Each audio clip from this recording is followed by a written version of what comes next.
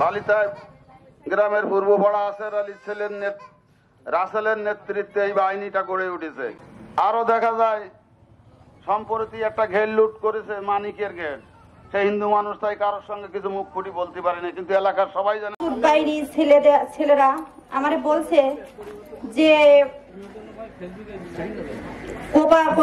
দা দিয়ে কোপাইছি তাও এখনো হয়নি, হাতুড় দিয়ে পিটাইছি তাও এখনো হয়নি, এসছি আরো পিটাবো।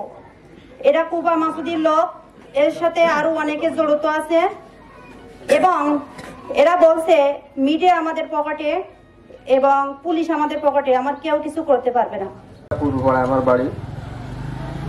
আমার কাছে রাসেল বাহিনী 2 লক্ষ টাকা চায়। আমি টাকা দিতে অস্বীকার গেলে ওরা আমার বাড়ি ভাঙচুর করে, বহুত ক্ষতি করে, সিসি ক্যামেরা ভেঙেছে এবং আমার মারার জন্য ওরা এখনো পর্যন্ত পথে ঘাটে পায়তারা দেখছে। আমার সেদিনকে বলছি তোর 20 হাত দূরতে তোর গুলি করে মারবো।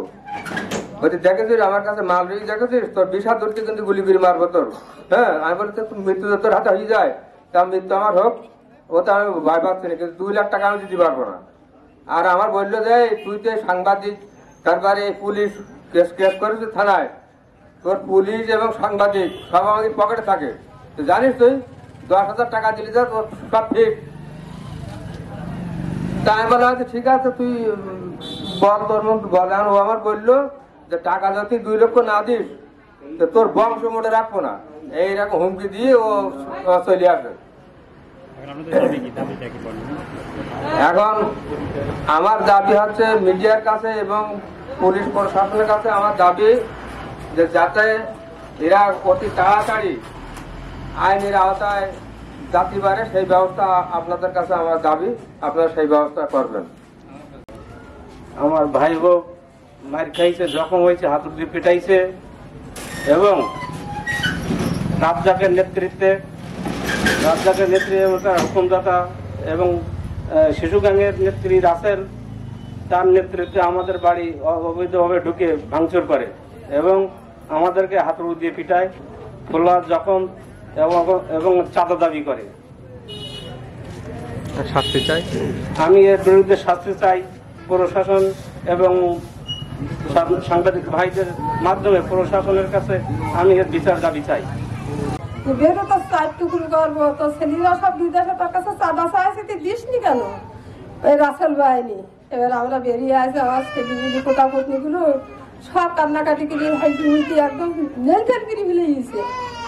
এবার আমি বলতেছি এই তোরা তো আমাদের গ্রামের ছেলে মিলি, তোরা এইভাবে আমাদের ভাঙচুর করিস, দেখ এরা ছোট ছোট বাচ্চা কাচ্চা, আমাদের বাড়ি একটাও পুরুষ ছেলে নেই, তো এইভাবে এই করিস নে। বলতেছে মহিলা এরকম মুখ খারাপ করি, বের কর তোর স্বামী, বের কর, 4 টুকরো করবো, কেন টাকা দেবে না? তারপরে দেখা যায় এখানে কিছু লোকজন বিদেশে থাকে, লোকজনের সাথে বলা হয়, লোকজনের তিনি বললেন যে ডাক্তার টাকা তারা দিতে হবে, না দিলে তার এলাকার ডাক্তার। এখানে কিছু লোকের সাক্ষাৎকার নেন, এখানে কারো সীতা ছেড়ে দেয় এইভাবে। আর যারা মাস্তান আছে এরা তো পুলিশেরই তোয়াক্কা করে না, বলে পুলিশ আমাদের পকেটে, প্রশাসন আমাদের পকেটে। তারা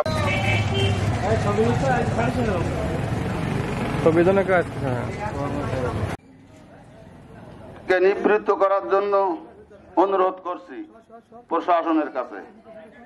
এবং স্থানীয় কিছু মাদক ব্যবসায়ী আছে যাদেরও এর আগে প্রশাসনের কাছে এদের লিস্ট দেওয়া হয়েছে, তাদের বিরুদ্ধে ব্যবস্থা নেওয়ার জন্য সাংবাদিকদের মাধ্যমে এই মানববন্ধনের মাধ্যম দিয়ে আমরা